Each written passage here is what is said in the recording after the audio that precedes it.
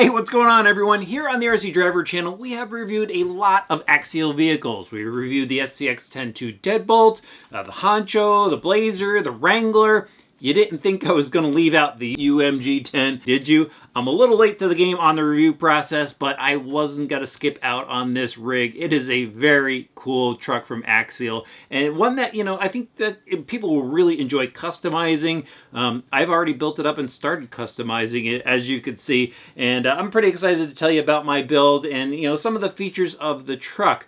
Now, again, this is the SCX10 platform, if you don't know, and Axial's SCX10 platform is known for just working so well and being a great base platform for really cool custom builds and projects and stuff. Now, I'm not going to go over all the details of it. I'll give you a quick rundown. It's got the stamped C-channel frame on there. It's got the AR44 axles, the wild bore drive shafts, and a really well-designed chassis layout that just helps this truck perform. Now, this is a full build-up kit. You know, a lot of Axial's vehicles are ready to run, but there are a few kits among their offerings, and this is definitely one. And this means that, you know, you get to put in the electronics that you want. You get to build it, you get to know all about the vehicle, paint it up as you want it, and then again, install, you know, whatever electronics. And I actually went with mostly Axial electronics because I've had good luck with their ready-to-run electronics.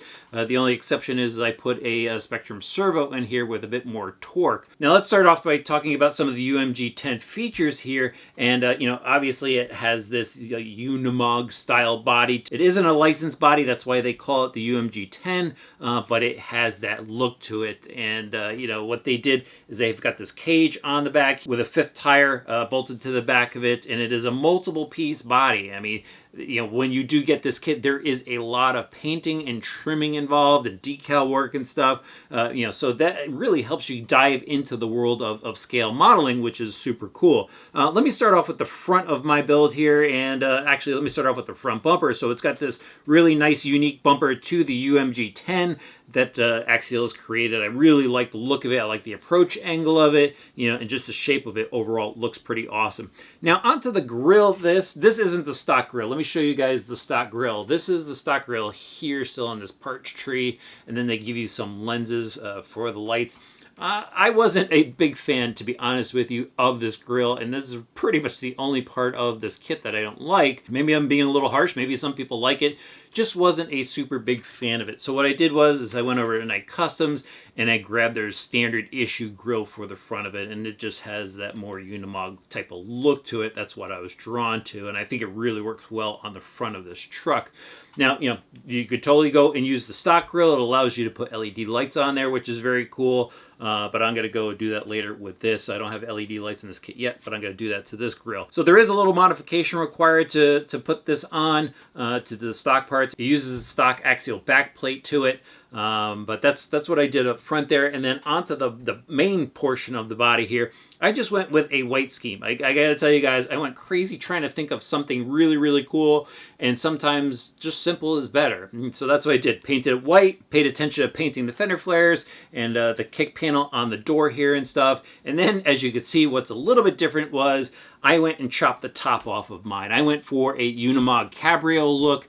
And I think it actually turned out really well. And part of the reason why I went with the Cabrio look is I wanted you guys to see the inside, the interior in here, which is really neat that Axial went ahead and gave you pretty much a full interior. It's a Lexan molded interior. There are some plastic part details in there. And then there is the driver's head that you could go and customize. You could switch out the hats on there. They have a couple different style hats that you could go and put on. I went with just the baseball cap.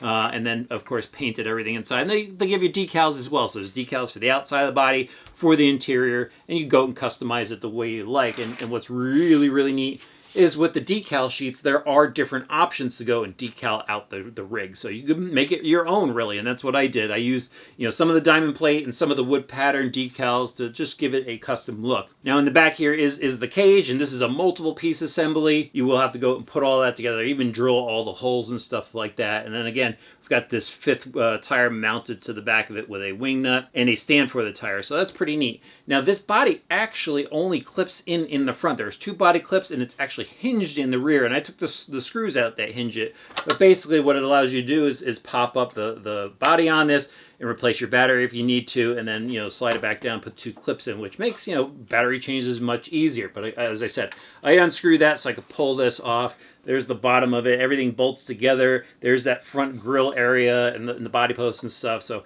very neat setup, even down to, you know, they give you mirrors. We've got the snorkel and even windshield wipers, even the door handles. The door handles actually are a plastic piece that go in separate, but overall it looks really nice. Love the interior work. You know, it gives it a custom look right out of the box. Now, again, the UMG10 here is on the SCX10 platform, and this is actually the 12-inch wheelbase. So this is the shortest, I believe, of all the wheelbases that you could possibly build with this truck. And so it makes this chassis a bit more reactive when you're out there driving on the rocks and stuff like that. So let me just kind of, you know, show some of the details. You've got unique body mounts that bolt right in up front.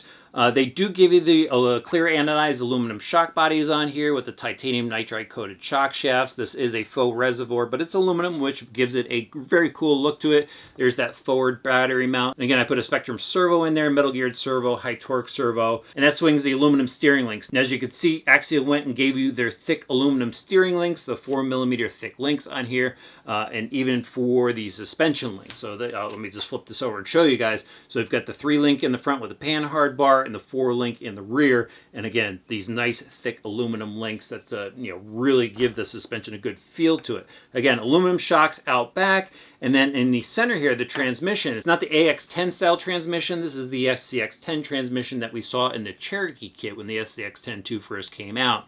And it's got a really nice look to it. It's got a realistic transmission look to it. It's got a transfer case that mounts down to the bottom of the skid plate. You know, so again, you've got a lower mounting point for the drive axles to come out, and it's just straight shot out to the AR44s, which, you know, the AR44s, they've got metal gears inside. The pinion gear is high up, so it gives you a little bit more clearance. Full ball bearings throughout, steel axles in the rear, and they actually give you reversals up front. So it's not like some of the other ready-to-run kits where it's the dog bone and cup style setup. It's universals, which is nice. You don't have to go and upgrade that. It's set to go right out of the box. But what's neat about this transmission is later on down the road, you could go and turn it into a 2-speed transmission with their optional gearing setup. You'll need an additional servo with that. I'm not going to do that. I've never done that on the SCX10 I like it just the way it is right out of the box. It's simple, easy to use, and it crawls really well. Now that just leaves the wheels and tires on this. These are the MW19 wheels. They are a B-lock style wheel. It kind of has a military look to it, which goes with the UMG10 style body. They went together really well, and they clamped down on the MT45 tires, which is, again, a military, I guess, style tire. It got a nice big lug on there, and they're actually pretty soft. There's foam inserts that are included. I went and vented it. Well, it's actually vented through the wheels on this, and so, you know, it's got a nice soft feel to it. Hopefully that grabs some traction. I think I'm just going to stick to trailing this rig, maybe find some dirt mounds to go up and over, and maybe churn up some mud or water if I can find some cool place to go through. I mean, the way this thing is built with the cabrio cut on the body and everything, it just speaks more trail vehicle than rock crawler to me. So let's go out and drive the UMG10.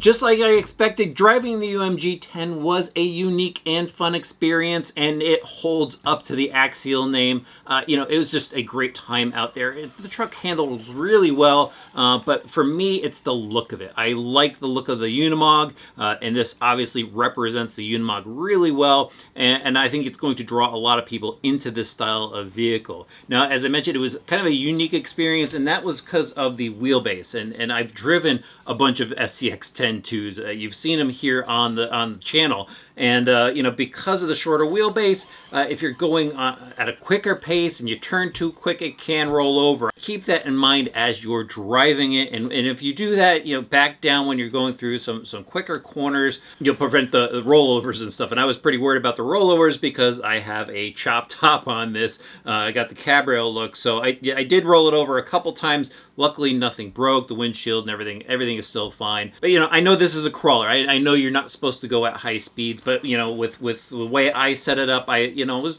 kind of just pushing it, seeing what it would do, so I could relay that information to you. As far as crawling stuff, I went through a lot of dirt mounds and stuff like that, and these tires actually hooked up pretty well. Got this thing up a couple of the berms and stuff over at my play field that I go to, and it was just cool to watch it churn up the dirt and really climb up the hills in kind of a scale fashion. And as far as crawling rocks goes, I didn't do a hardcore, like, let's see what this thing could really climb type of driving session with it. It was more of just like, let's just keep this thing on the ground, kind of just trailing and stuff like that. And for me, that's what I wanted to get out of it, and that's what I hopefully showed to you in the action portion of it.